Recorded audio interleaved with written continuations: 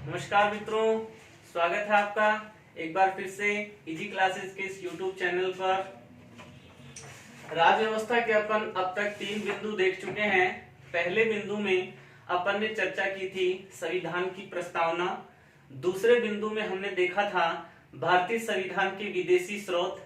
तीसरे बिंदु में हमने देखा था संविधान की प्रमुख अनुसूचियां।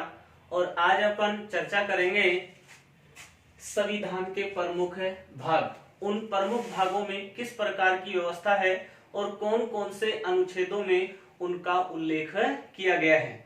तो अभी तक यदि आपने हमारे चैनल को लाइक नहीं किया है तो उसे लाइक करें, अपने दोस्तों के साथ उसे अधिक से अधिक शेयर करें, सब्सक्राइब करें और बेल आइकन को प्रेस कीजिए ताकि हमारे नोटिफिकेशन आपको समय पर प्राप्त हो सके।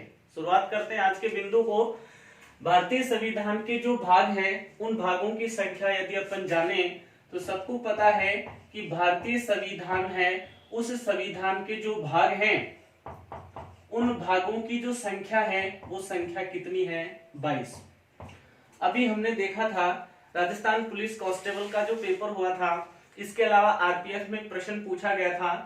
वैसे इसके लायक वो जो क्वेश्चन पूछा गया था उसके लायक एग्जाम नहीं थी, या उस एग्जाम का इतना बड़ा लेवल नहीं था कि इतना मतलब टाइट प्रश्न उसमें पूछा जाए। प्रश्न पूछने का तरीका क्या था? जैसे कांस्टेबल में पूछा गया था कि भारतीय संविधान का जो भाग 5 है उसमें कितने अनुच्छेद हैं। अनुच्छेदों का संख्या पूछी गई थी कि कितने अनुच्छेद भाग 5 में शामिल हैं। ऐसा ही आरपीएफ में प्रश्न पूछा गया था कि भारतीय संविधान का ऐसा कौन सा भाग है जिसमें पिछड़े वर्ग को आरक्षण देने की व्यवस्था की गई है। तो देखो यहां से इस बिंदु से किस प्रकार के प्रश्न आते हैं। सीधा सटीक फैक्ट प्रश्न होगा, या तो उसका भाग पूछा जाएगा, या अनुच्छेदों की संख्या पूछी जाएगी, या किन अनुच्छेदों के मध्य उस व्यवस्था का उल्लेख किया गया। तो शुरुआत करते हैं। देखो सबसे पहला प्रश्न बन जाता है जो संविधान है उसके जो भाग हैं उन भागों की संख्या कितनी है भाई? 22। अब अपन एक एक भाग की चर्चा करते हैं। सबसे पहले पढ़ते हैं भाग 1। संविधान का जो भाग 1 है वो क्या चर्चा करता है? उसमें लिखा गया है संघ व उसका राज्य क्षेत्र। मित्रों ध्यान दीजिए, इस विषय वस्तु को 0 से लेकर Z तक आपको पढ़ाया जाएगा। कोई भी एक बिंदु आगे पीछे नहीं होगा। जो बिंदु आपको शुरू किया जाएगा उसको पहले समाप्त किया जाएगा, फिर अगले बिंदु की अपन शुरुआत करेंगे। तो देखिए जो भाग 1 है, जब अपन भाग 1 को पढ़ेंगे तब इसकी विस्तार से चर्चा करेंगे कि कौन कौन से अनुच्छेदों में किस प्रकार की व्यवस्था का उल्लेख किया गया है। अभी तक केवल आप ये जानिए कि भाग 1 जो है उसमें क्या है? संघ व उसका राज्य क्षेत्र। संघ व उसका राज्य क्षेत्र जो है इसमें जो अनुच्छेद हैं उनकी संख्या है कहां से कहां तक? 1 से लेकर कहां तक है? 4। संविधान के अनुच्छेद 1 से लेकर 4 तक क्या व्यवस्था है? तो व्यवस्था का नाम है संघ व उसका राज्य क्षेत्र। और ये भाग पूछ लिया जाए तो भाग कौन सा हो जाएगा? 1। यही बात अपन ने जानी थी कल अनुसूची के बिंदु में कि भारतीय संविधान की जो प्रथम अनुसूची है उसमें भी यही उल्लेख है। एक तो जो राज्य क्षेत्र हैं उन राज्य क्षेत्र के साथ साथ जो संघ शासित क्षेत्र हैं उनके बारे में अनुसूची प्रथम बताती है। ऐसे ही संघ व उसका राज्य क्षेत्र अनुच्छेद 1 से लेकर 4 तक वर्णन करता है भाग 1। उसके बाद देखिए भाग 2। भाग 2 में क्या व्यवस्था कर रखी है? तो जो भाग 2 है उस 2 के अंदर उल्लेख है, किसका उल्लेख है? नागरिकता, जिसको अपन अंग्रेजी में सिटीजनशिप कह सकते हैं। मैंने आपको अनुसूची नंबर 7 पढ़ाई थी, उसमें बताया था कि शक्तियों का विभाजन, केंद्र और राज्य के मध्य शक्तियों का 3 रूपों में विभाजन किया गया है। एक संघ सूची, एक राज्य सूची और एक समवर्ती सूची। तो जो नागरिकता बिंदु था वो किस सूची का विषय था? संघ सूची का। किस विषय सूची का था? संघ सूची का। तो नागरिकता का उल्लेख है संविधान के भाग 2। और नागरिकता जो है उसके लिए यदि अनुच्छेद पूछे लिए जाए तो आपको बताना है 5 से लेकर 11। आगे अपने सारे डिटेल वाले बिंदु बनेंगे, वहां पर आपको बहुत अच्छी तरीके से इसे पढ़ाया जाएगा।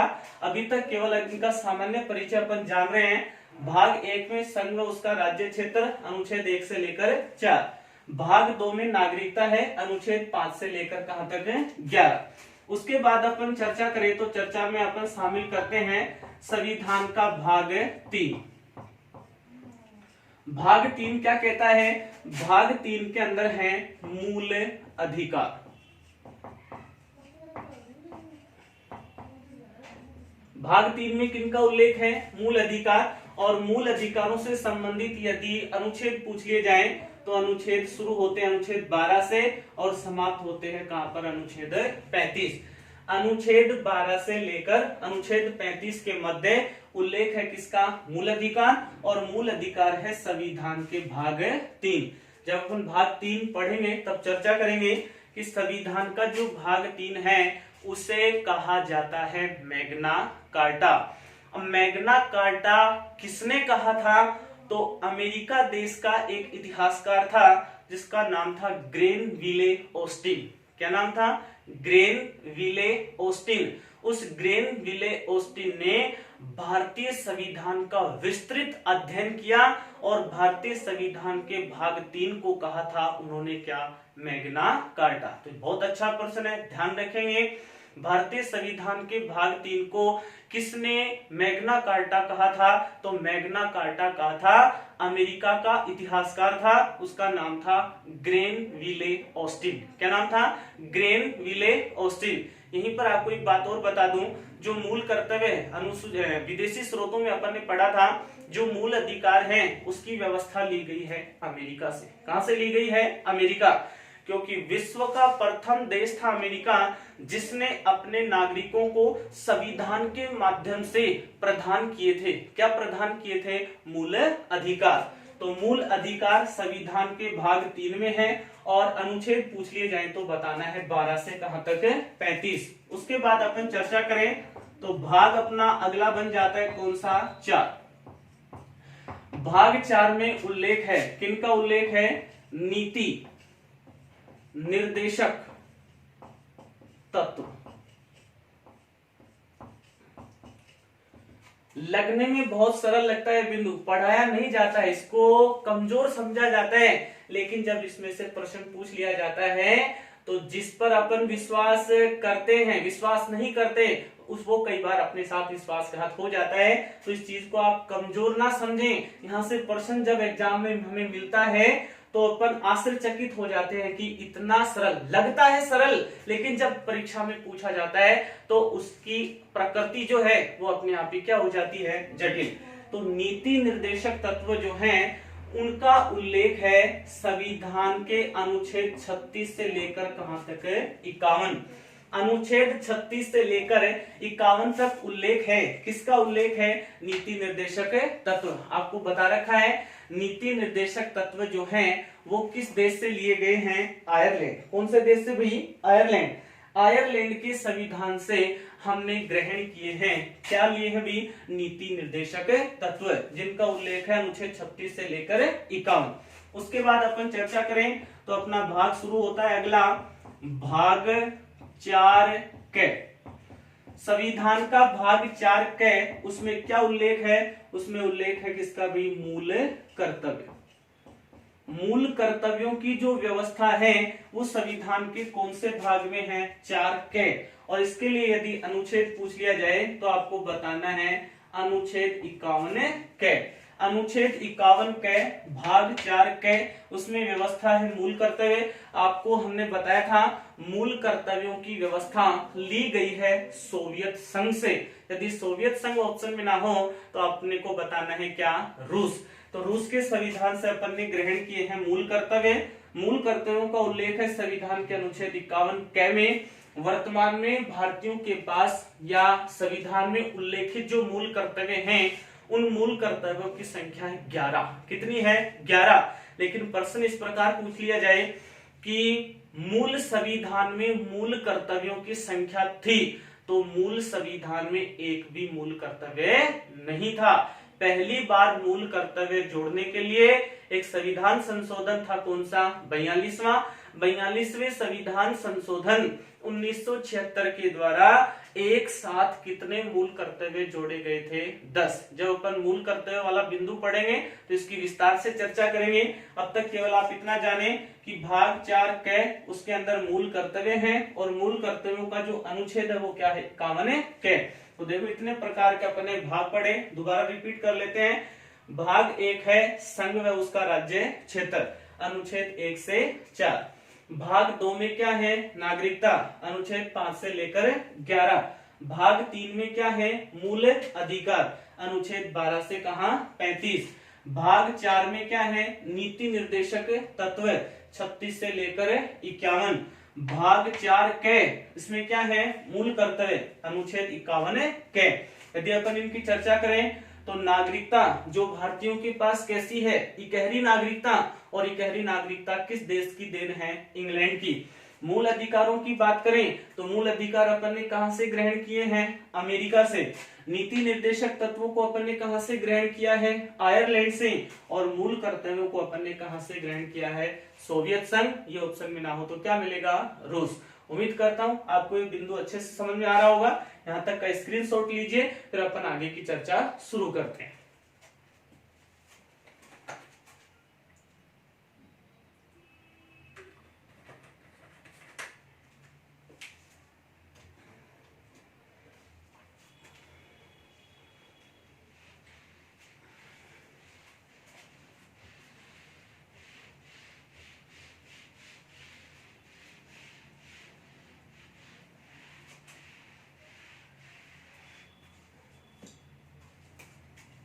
देखिए अगला जो भाग है उसका नंबर हो जाएगा भाग 5। भाग 5 के अंदर क्या है? संघ या केंद्र सरकार। संघ या केंद्र सरकार संविधान का कौन सा भाग है? 5। आर्टिकल या अनुच्छेद की अपन बात करें तो अनुच्छेद शुरू होते हैं 52 से लेकर कहां तक? 151। अनुच्छेद 52 से लेकर 151 तक व्यवस्था है संघ या किसकी? केंद्र सरकार। अब संघ या केंद्र सरकार में कौन कौन से अंग शामिल हैं और उन अंगों का उल्लेख कौन कौन से अध्याय, कौन कौन से अनुच्छेदों में है, उसकी अपन चर्चा करते हैं। तो सबसे पहले जो संघ सरकार है या केंद्र सरकार है उसके अंदर अपन शुरुआत में देखते हैं तो बिंदु आता है कार्यपालिका। कार्यपालिका के बाद अपन देखें तो बिंदु अपना आता है व्यवस्थापिका। व्यवस्थापिका के बाद अपन देखें तो बिंदु आता है राष्ट्रपति की विधायी शक्तियां। उसके बाद अपन देखें तो अपना बिंदु आता है न्यायपालिका, और अंतिम जो है वो आता है क्या? नियंत्रक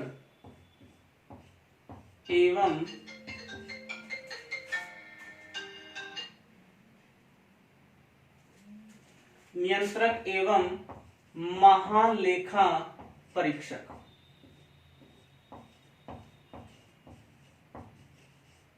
ठीक है मित्रों, ये 5 प्रकार की जो व्यवस्थाएं हैं इनको मिलाकर बनती है संघ सरकार या केंद्र सरकार। अब इनको अध्याय रूप में नाम दे दिया, जैसे कार्यपालिका का अध्याय हो जाएगा अध्याय 1, व्यवस्थापिका का हो जाएगा अध्याय 2,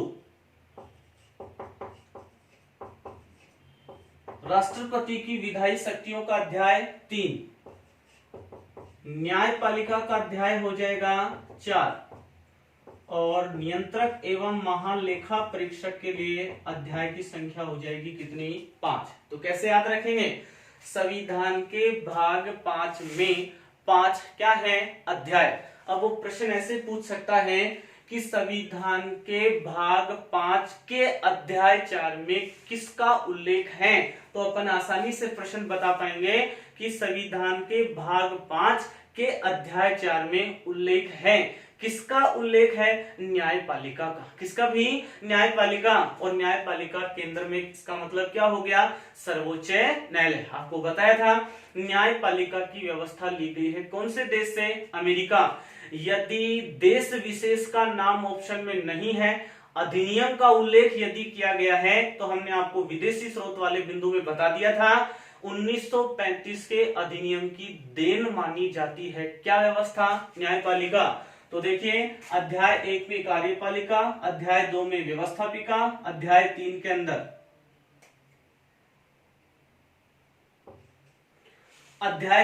राष्ट्रपति की विधायी शक्तियां, अध्याय 4 में न्यायपालिका और अध्याय 5 में क्या है? नियंत्रक के महालेखा परीक्षक। अब इनके अपन आर्टिकल देखते हैं। तो जो कार्यपालिका है, इस कार्यपालिका का उल्लेख अपने को मिलेगा अनुच्छेद 52 से लेकर कहां तक? 78। अनुच्छेद 52 से 78 तक उल्लेख है किसका? कार्यपालिका।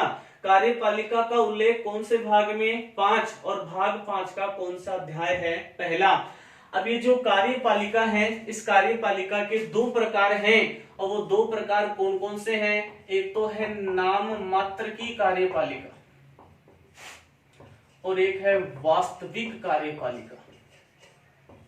नाम मात्र की जो कार्यपालिका है, या नाम मात्र प्रधान बोला जाता है, किसको बोला जाता है? राष्ट्रपति को।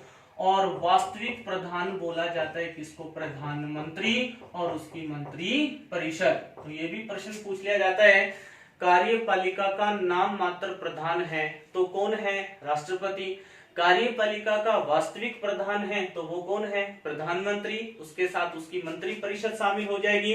आपको पहले बता दिया था राष्ट्रपति का जो पद है वो कहां से लिया गया है? अमेरिका से। लेकिन राष्ट्रपति की संवैधानिक स्थिति ली गई है कहां से? इंग्लैंड से। उसके बाद आपको बताया था कि जो प्रधानमंत्री है वो प्रधानमंत्री अध्यक्ष होता है किसका? मंत्री परिषद का। और प्रधानमंत्री और मंत्री परिषद दोनों प्रकार की व्यवस्था ली गई है कौन से देश से? इंग्लैंड से। कहां से भाई? इंग्लैंड।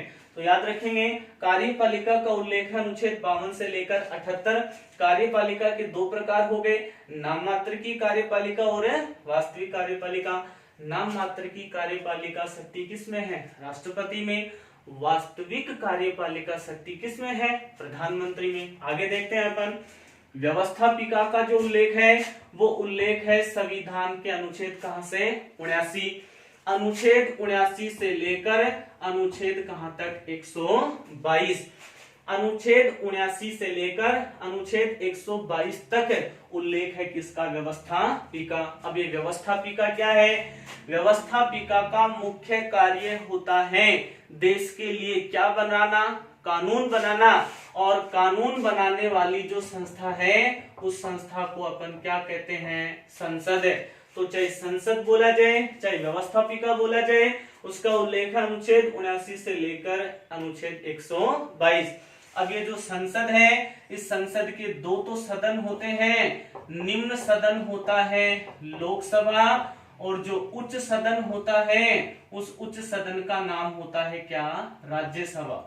जब अपन संसद का बिंदु पढ़ेंगे तब इसकी विस्तार से चर्चा करेंगे। यहाँ पर आप याद रखें संसद के 2 सदन, लोकसभा और राज्यसभा।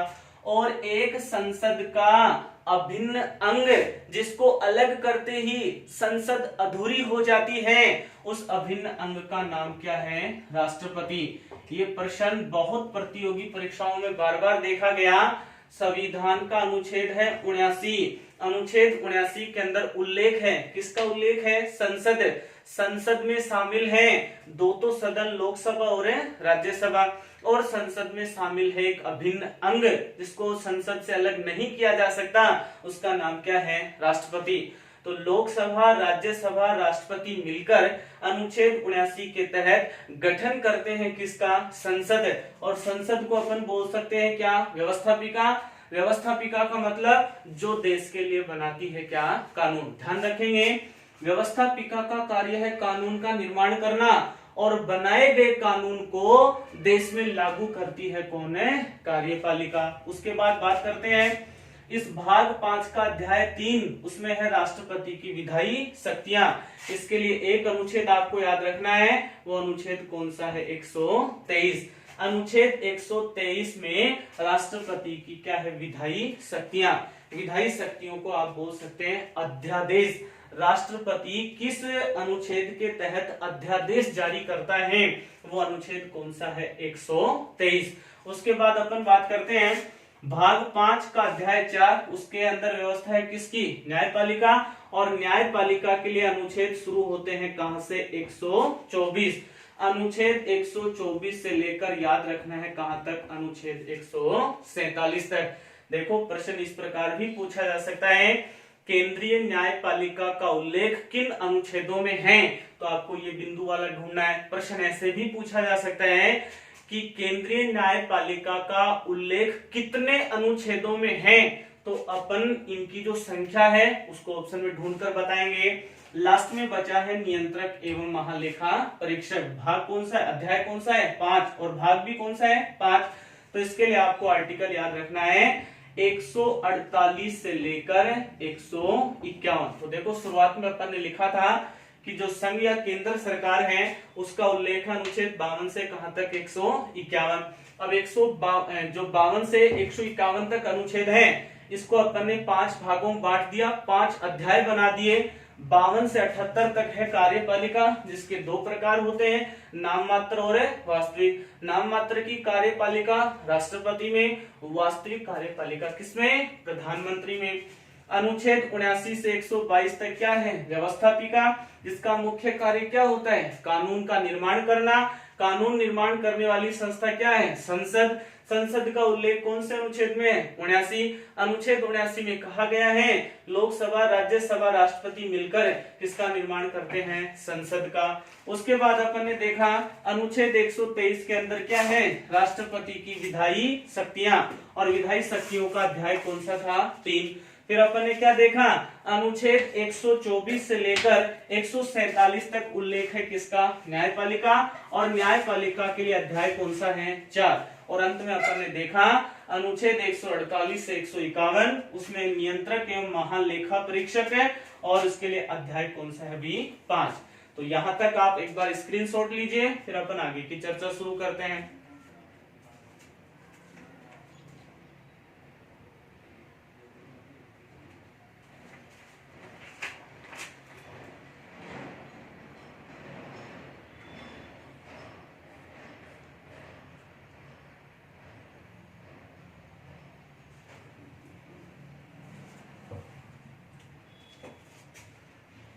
देखिए आगे के भाग की अपन चर्चा करते हैं।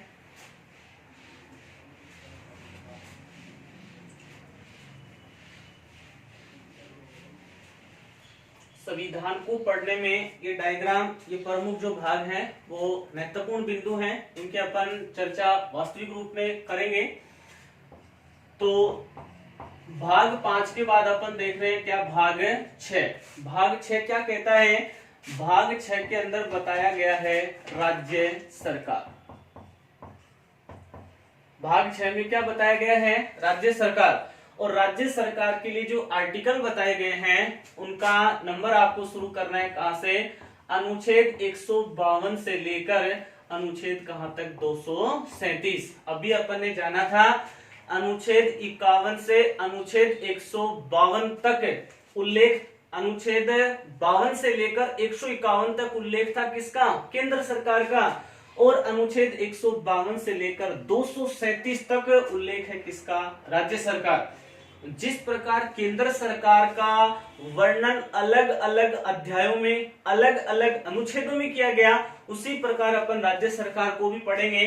तो राज्य सरकार के अंतर्गत पहला जो अध्याय है,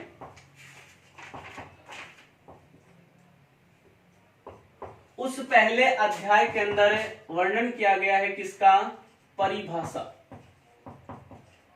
और वो परिभाषा किस रूप में है, राज्यपाल पद के रूप में। राज्यपाल पद के रूप में क्या दी गई है भी, परिभाषा। कौन से अध्याय में, अध्याय 1, और वो अध्याय 1 कौन से भाग का है, 6। दूसरे अध्याय की अपन चर्चा करें तो दूसरे अध्याय के अंतर्गत शामिल हो जाती है एक राज्य की कार्यपालिका। जिस प्रकार केंद्र में कार्यपालिका होती है उसी प्रकार कहां पर कार्यपालिका, राज्य में। राज्य की कार्यपालिका हो गई। उसके बाद अध्याय 3 की अपन चर्चा करें तो जो अध्याय 3 है उस अध्याय 3 में आ जाएगा एक राज्य का विधान मंडल। एक राज्य की संसद कहा जाता है किसको? विधानमंडल। क्योंकि जिस प्रकार केंद्र के लिए कानून बनाने का कार्य संसद करती है उसी प्रकार राज्य के लिए कानून बनाने वाली संस्था का नाम क्या है? विधानमंडल। इसी कारण एक राज्य की संसद कहा जाता है किसको? विधानमंडल को। उसके बाद अपन चर्चा करें अध्याय नंबर 4। अध्याय नंबर 4 में अपन चर्चा करेंगे राज्यपाल की विधायी शक्तियां।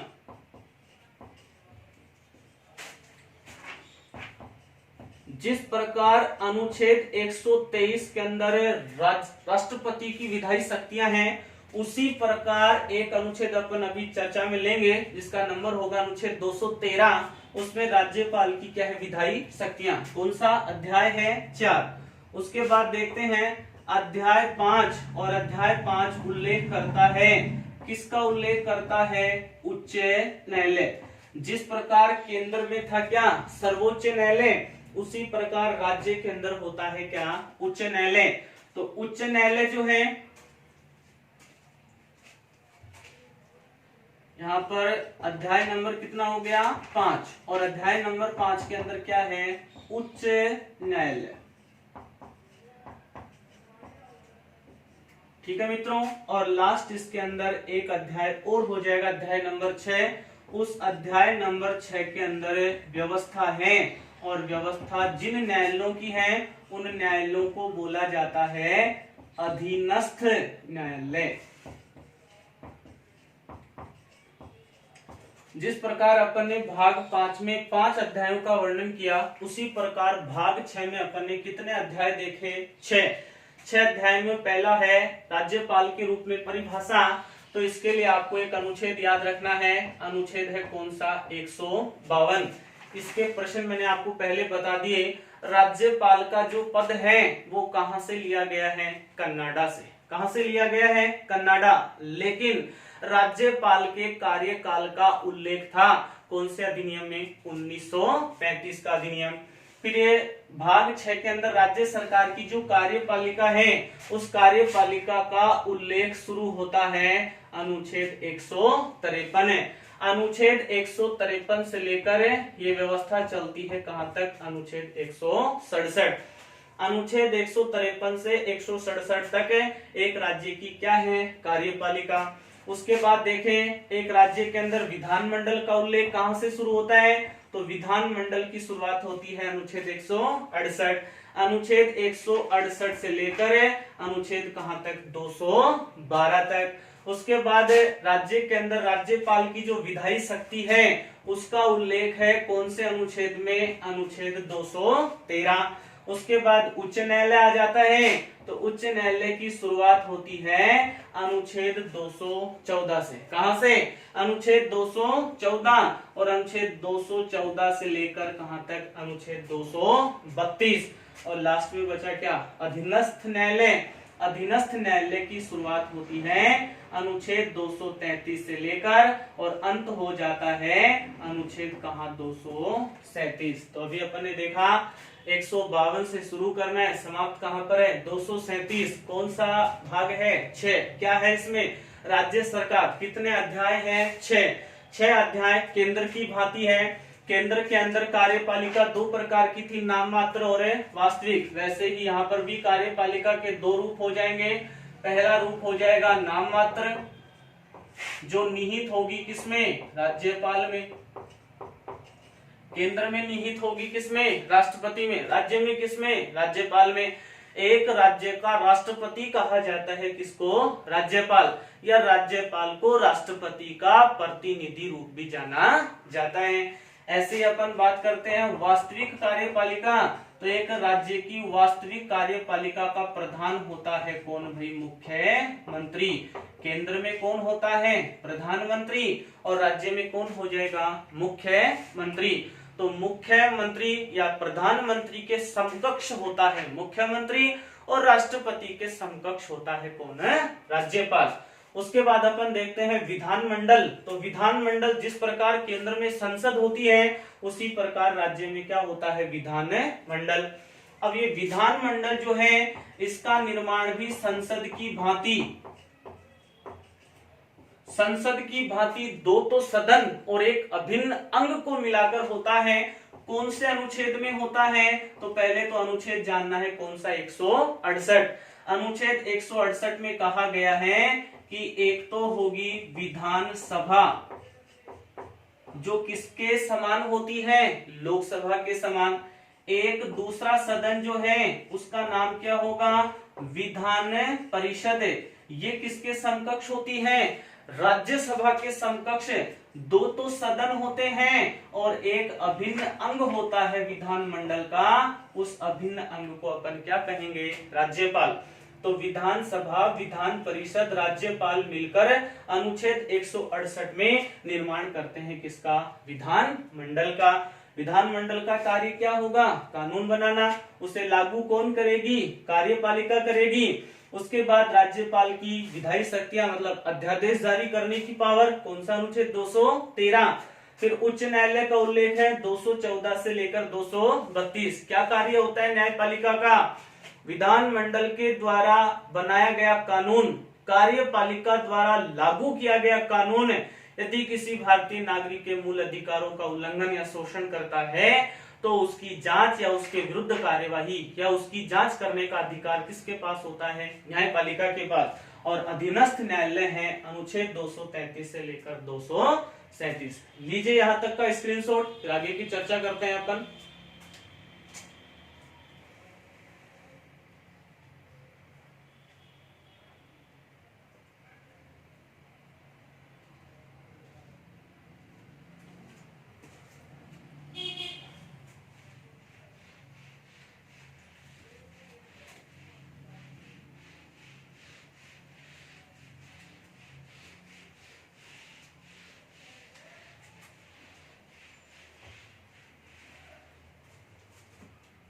देखिए मित्रों, भाग कौन सा शुरू होगा?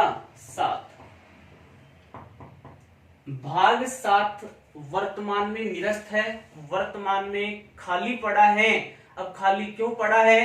तो इसके अंतर्गत जो भारतीय राज्य थे उनको 4 श्रेणियों में बांट दिया गया था। 4 श्रेणियां कौन कौन सी थी? A, B, C और D। A, B, C, D 4 श्रेणियों में राज्यों को विभाजित किया गया था। तो इस 4 प्रकार की श्रेणियों को कर दिया गया क्या? समाप्त। अपन एक टॉपिक पढ़ेंगे। टॉपिक के अंतर्गत राज्यों के स्थापना वर्ष या राज्यों के गठन के बारे में विस्तार से चर्चा करेंगे कि जब पहली बार राज्य गठन की चर्चा हुई थी तो कितने राज्य थे, कितने केंद्र शासित प्रदेश थे, आज बढ़कर राज्य कितने हो गए, कब उनकी स्थापना हुई थी और कितने केंद्र शासित प्रदेश। तो ABCD 4 प्रकार के राज्यों की श्रेणियों को कर दिया गया क्या? समाप्त। सबसे पहले आप ये जानो कि इस भाग 7 में एक ही अनुच्छेद है और उस अनुच्छेद का क्रमांक कितना है? अनुच्छेद 238। अनुच्छेद 238 के अंतर्गत वर्तमान में किसी प्रकार की व्यवस्था नहीं है। आप एक संविधान संशोधन याद रखेंगे। संविधान संशोधन कौन सा है? 7वें संविधान संशोधन जो हुआ था कब? 1956। 7वें संविधान संशोधन 1956 के तहत जो संविधान के भाग 7 में राज्यों की 4 प्रकार की जो श्रेणियां थी उसको कर दिया गया क्या? समाप्त। लेकिन वर्तमान ये जो भाग है ये रिक्त है। इसके अनुच्छेद 238 में कोई भी प्रकार की व्यवस्था नहीं है। एकमात्र ऐसा कौन सा संविधान का भाग है जो वर्तमान में रिक्त है या खाली है? तो वो कौन सा है? भाग 7। फिर अपन आगे देखें भाग 8। भाग 8 में क्या व्यवस्था है? पहले आप अनुच्छेद जान लो। भाग 8 के जो अनुच्छेद हैं उनकी शुरुआत होती है कहां से? 239 और 239 से कहां तक जाती है? 242। अनुच्छेद 239 से 242 के मध्य क्या है? भाग 8। अब भाग 8 में क्या व्यवस्था है तो आपको बता देनी है। संघ शासित प्रदेश। संघ शासित प्रदेश जो सरकार है, जिसको अपन केंद्र शासित प्रदेश सरकार भी कह सकते हैं, उसका जो उल्लेख है वो कौन से भाग में है? 8। और अनुच्छेद पूछ ली जाए तो 239 से लेकर कहां तक? 242। अब संघ शासित प्रदेशों की वर्तमान में संख्या कितनी रह गई? 8। क्यों रह गई? क्योंकि इससे पहले जो संख्या 9 थी, उन 9 में से 2 केंद्र शासित प्रदेशों का केंद्र सरकार ने विलय कर दिया। एक केंद्र शासित प्रदेश था दादर नागर हवेली और एक था दमन व दीव। तो दोनों का जैसे ही विलय किया गया तो केंद्र शासित प्रदेशों की संख्या 9 से घटकर कितनी हो गई? 8। उसके बाद अपन देखें संविधान का भाग 9, इंपोर्टेंट है, यहां से बहुत ज्यादा बार प्रश्न पूछा जाता है। संविधान का जो भाग 9 है, उस भाग 9 में भी एक ही अनुच्छेद है और वो अनुच्छेद कौन सा है? 243। अनुच्छेद 243 कौन सा भाग है? 9। इस अनुच्छेद 243 में क्या व्यवस्था है? तो इसमें व्यवस्था है किसकी? स्थानीय स्वशासन।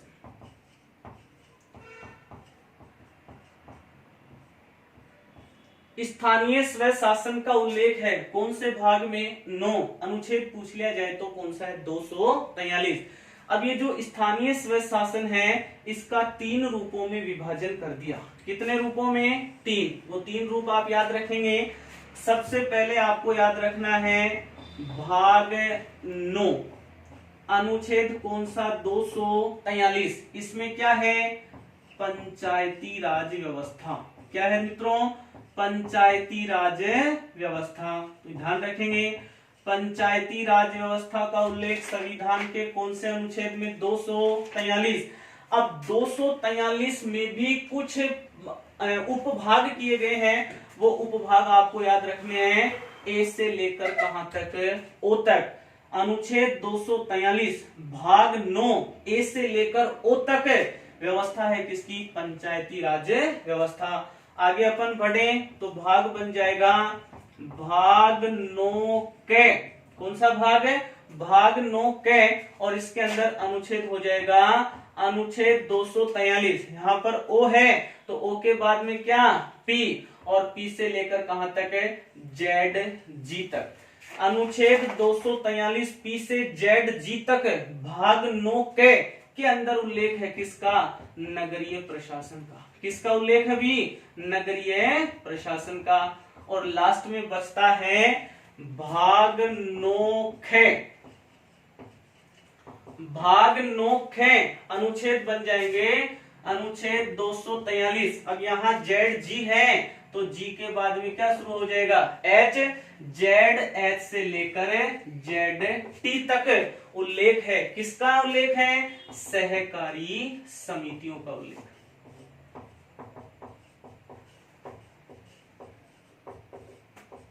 तो ध्यान रखें भाग 9, जब अपन इसकी चर्चा करेंगे तो आपको इसके और महीन बिंदु बताएंगे। भाग 9 अनुच्छेद 243 क्या है? उसमें स्थानीय स्वशासन। स्थानीय स्वशासन का विभाजन 3 रूपों में किया गया।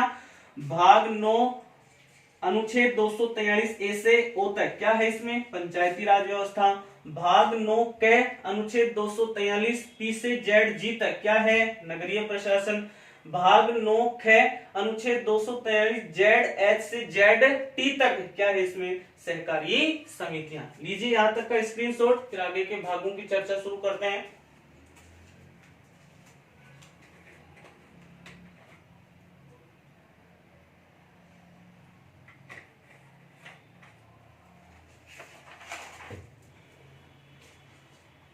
देखिए आगे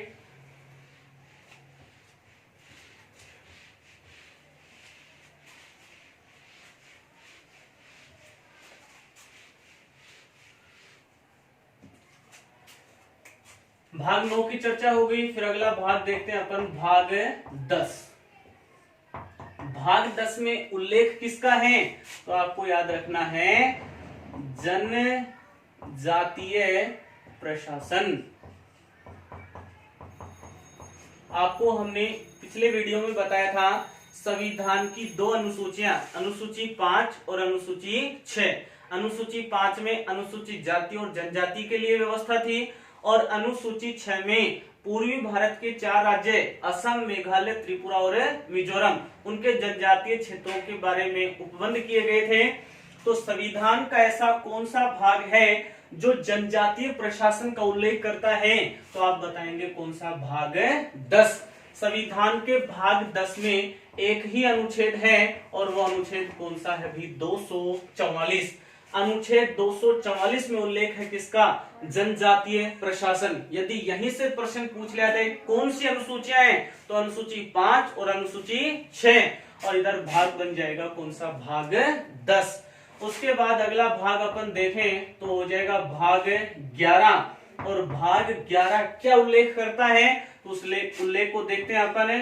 केंद्र व राज्य के मध्य, केंद्र व राज्य के मध्य एक तो कैसी शक्तियां? विधायी और एक क्या है? प्रशासनिक।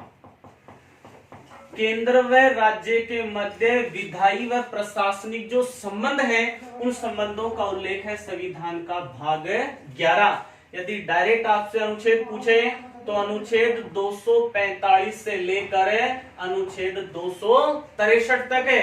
यदि विधायी आपसे पूछ लिया जाए संबंध तो आप वहां पर बताएंगे अनुच्छेद 245 से लेकर अनुच्छेद 255 है। इसे अपन भाग 11 का अध्याय प्रथम भी कह सकते हैं और भाग 11 का जो अध्याय दूसरा है उस दूसरे अध्याय में कैसे संबंध है? प्रशासनिक संबंध। किन के मध्य? केंद्र व राज्य के मध्य। उसका उल्लेख हो जाएगा अनुच्छेद 256 से लेकर अनुच्छेद कहां तक भाई? 263। तो याद रखें भाग 11 में क्या है? केंद्र व राज्य के मध्य कैसे संबंध? विधायी और प्रशासनिक संबंध। डायरेक्ट आर्टिकल पूछे तो 245 से 263। यदि अध्याय के बारे में चर्चा करें, प्रश्न ऐसे भी आ सकता है भाग 11 में कितने अध्यायों का उल्लेख है? तो अध्याय कितने हैं? 2। अध्याय नंबर 1 में कैसे संबंध? विधायी। अध्याय नंबर 2 में कैसे संबंध? प्रशासनिक। विधायी संबंधों का उल्लेख 245 से लेकर 255 और प्रशासनिक संबंधों का उल्लेख है 256 से लेकर कहां तक? 263। अगला अपन भाग देखें तो अगला भाग शुरू हो जाता है भाग कौन सा? 12। भाग 12 के अंदर क्या लिख रखा है? केंद्र व राज्य के मध्य कैसे संबंध है भी? वित्तीय संबंध। इंपोर्टेंट है, ये भी याद रखेंगे आप। केंद्र व राज्य के मध्य विधायी व प्रशासनिक संबंध भाग 11। केंद्र व राज्य के मध्य वित्तीय संबंध भाग कौन सा? 12। यदि आपको इसका अनुच्छेद पूछ लिया जाए तो आप अनुच्छेद बताएंगे अनुच्छेद 264 से लेकर अनुच्छेद कहां तक? 300 के। अनुच्छेद 264 से लेकर अनुच्छेद 300 के तक उल्लेख है कौन से भाग का? 12, जिसमें क्या व्यवस्था है? केंद्र व राज्य के मध्य कैसे संबंध है? वित्तीय संबंध। ये बहुत इंपॉर्टेंट बिंदु है। ऐसा अधिकार जो पहले मूल अधिकार था लेकिन वो वर्तमान में विधिक अधिकार बन गया, वर्तमान में कानूनी अधिकार बन गया और कानूनी अधिकार बन गया कौन सा मूल अधिकार? संपत्ति का अधिकार। संपत्ति का अधिकार कौन से भाग में था? 3। कौन से भाग में आ गया? 12। कौन से अनुच्छेद में था? 31। कौन से अनुच्छेद में आ गया? 300 के। जब संविधान की किसी एक विषय वस्तु को उठाकर किसी दूसरे भाग में शामिल किया जाता है तो संविधान संशोधन, तो संविधान संशोधन आप याद रखेंगे 44वां संविधान संशोधन 1978। चिंता नहीं करने की कोई बात नहीं है। एक अपना ऐसा टॉपिक होगा जिसमें अपन आज तक के जितने भी महत्वपूर्ण संविधान संशोधन हैं उसको अपन एक वीडियो में लेकर उपस्थित आपके सामने होंगे। तो 44वां संविधान संशोधन जो 1978 में हुआ था उसके द्वारा संपत्ति के जो मूल अधिकार था उसे उठाकर विधिक या कानूनी अधिकार का दर्जा देकर शामिल कर दिया भाग 12 और भाग 12 का अनुच्छेद कौन सा है? 300 के। उसके बाद अपन देखें भाग 13। भाग 13 क्या कहता है? केंद्र व राज्य के मध्य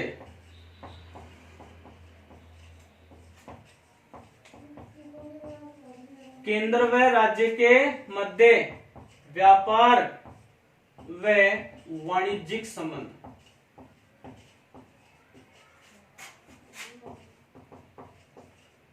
केंद्र व राज्य के मध्य कैसे संबंध है? व्यापार व वाणिज्यिक। देखो भाग 11, 12 और 13 तीनों को अपन कंपैरिजन करके याद रख सकते हैं। तीनों में अपन देख रहे हैं किन के मध्य? केंद्र व राज्य के मध्य।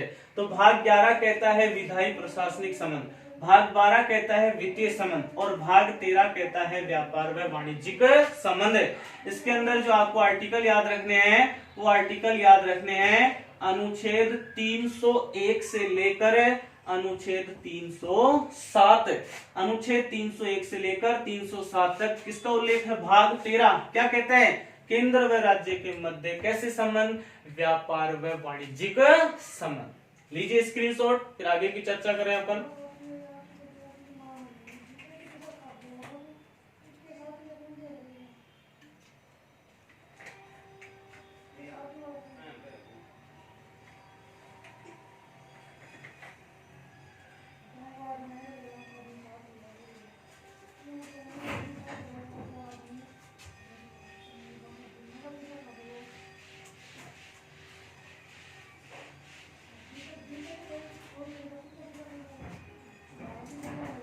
अगला अपना भाग देखते हैं अपन, भाग 14।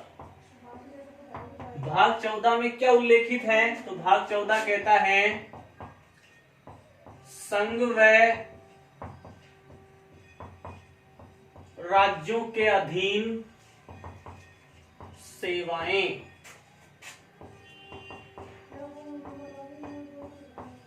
संघ व राज्यों के अधीन सेवाओं का उल्लेख है संविधान का भाग कौन सा है? 14। यदि आपसे आर्टिकल पूछ लिया जाए तो आपको बताना है अनुच्छेद 308 से लेकर अनुच्छेद कहां तक? 323। अनुच्छेद 308 से लेकर अनुच्छेद 323 तक भाग कौन सा है? 14। क्या कहता है? संघ व राज्यों के अधीन क्या भी सेवाएं। अब इसके भी दो भाग किए गए हैं या दो अध्याय हैं, अध्याय नंबर 1 और अध्याय नंबर 2। अध्याय नंबर 1 तो कहता है संघ व राज्यों के मध्य सेवाएं और उन सेवाओं का उल्लेख है अनुच्छेद 308 से लेकर अनुच्छेद कहां तक? 314 तक। और इधर उल्लेख है किसका? लोक सेवा आयोग। तो प्रश्न ऐसे पूछ लिया जाए कि संविधान के भाग 14 में कितने अध्याय हैं? तो अध्यायों की संख्या कितनी? 2। तो जो लोक सेवा आयोग है, अब लोक सेवा आयोग को भी अपन दो भागों में विभाजित करेंगे। एक तो बन जाएगा राज्य लोक सेवा आयोग और एक बन जाएगा केंद्रीय लोक सेवा आयोग या संघ लोक सेवा आयोग। अब इसका उल्लेख है अनुच्छेद कहां से शुरू होगा? अनुच्छेद 315 से लेकर अनुच्छेद 323। आप तो सीधा बिंदु याद रखें। भाग 14 क्या कहता है? संघ व राज्यों के अधीन क्या है? सेवाएं। आर्टिकल पूछ ले तो 308 से लेकर 323। फिर इसके कितने अध्याय हैं? 2। पहला अध्याय कहता है दोनों के मध्य क्या? सेवाएं। कहां से कहां तक? 308 से 314। दूसरा अध्याय कहता है लोक सेवा आयोग 315 से 323। फिर लोक सेवा आयोग दो प्रकार से हो गया, राज्य लोक सेवा आयोग और केंद्रीय लोक सेवा आयोग। उसके बाद अपन देखें अगले भाग की अपन चर्चा करें तो अगला भाग अपना आ जाता है कौन सा? भाग 15। और भाग 15 के अंदर एक आयोग है, उस आयोग का नाम क्या होगा? निर्वाचन आयोग। निर्वाचन आयोग की व्यवस्था संविधान के कौन से भाग में है? 15। और यदि अनुच्छेद पूछ लिया जाए तो आपको बताना है अनुच्छेद कहां से शुरू होंगे? 324 से, और 324 से लेकर कहां तक भी? 329। अनुच्छेद 324 से अनुच्छेद 329 तक उल्लेख है किसका? निर्वाचन आयोग। और भाग पूछ लिया जाए तो कौन सा भी? 15। यदि आपको हमारा वीडियो अच्छा लग रहा है, आपके लिए उपयोगी है, तो अपने मित्रों के साथ इसका अधिक से अधिक लिंक शेयर कर दीजिए। अधिक से अधिक अपने मित्रों के साथ इसे शेयर कीजिए ताकि वो भी इस उपयोगी वीडियो का अधिक से अधिक लाभ उठा सके। तो यहाँ तक का स्क्रीनशॉट लीजिए, फिर अपन आगे की चर्चा शुरू करते हैं।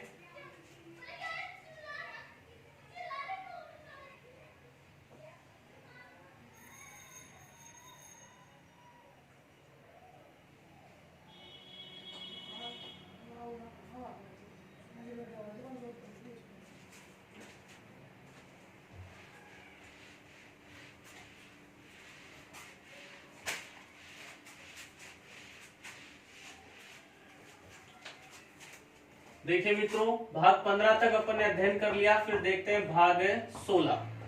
भाग 16 क्या कहता है? तो भाग 16 के अंदर उल्लेख है संसद व विधानसभा में पिछड़े वर्ग को आरक्षण।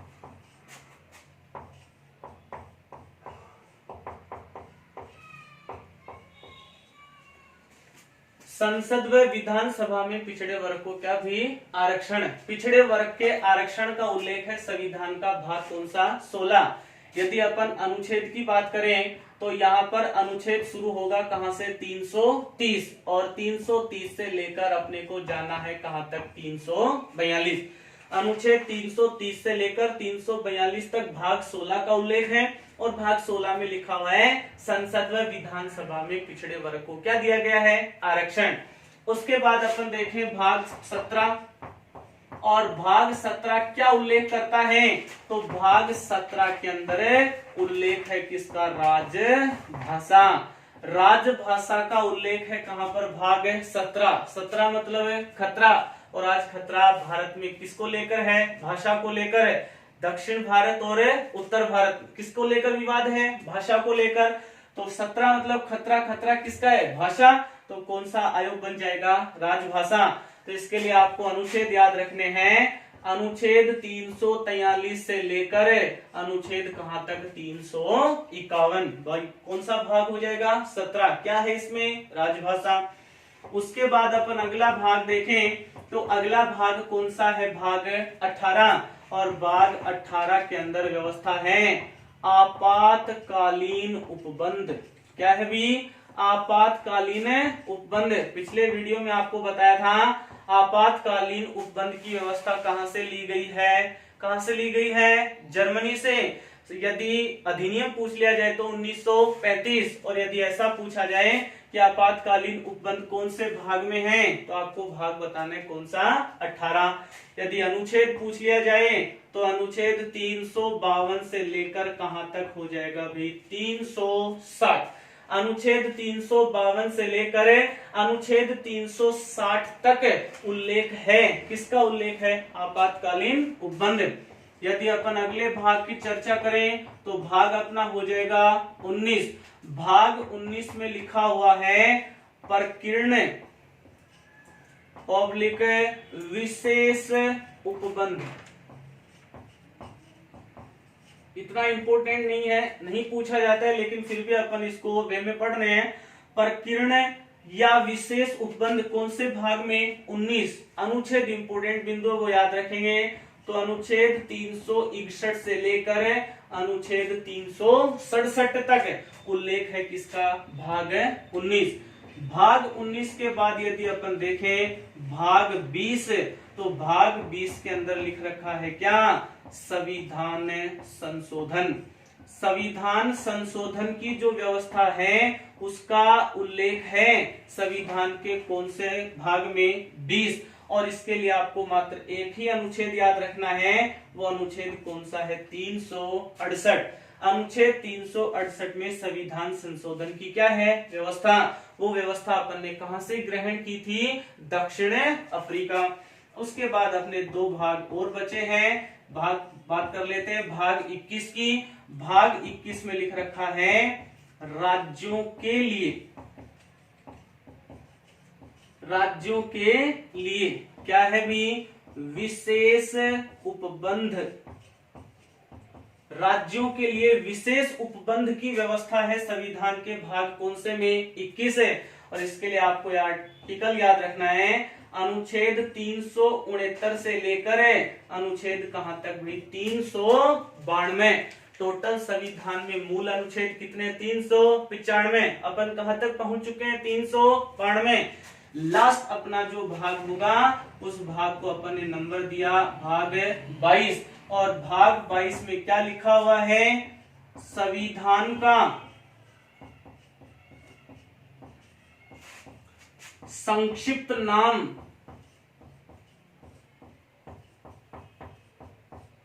इसका प्रारंभ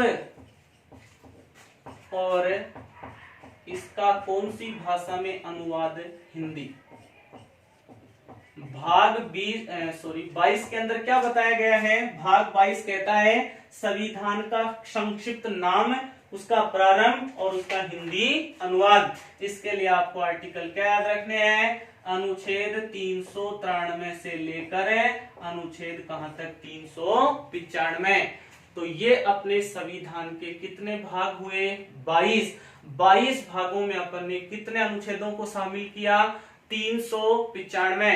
अब अगली वीडियो में अपन भाग 1 से शुरू करेंगे और लास्ट पढ़ेंगे कहां तक, भाग 22। यदि आपको हमारा वीडियो अच्छा लगा है तो आप इस वीडियो को लाइक करें, अपने मित्रों के साथ अधिक से अधिक शेयर करें, इसको सब्सक्राइब करें, बेल आइकन को प्रेस करें ताकि आपको हमारे अगले वीडियो का नोटिफिकेशन प्राप्त होता रहे। जय हिंद, जय भारत।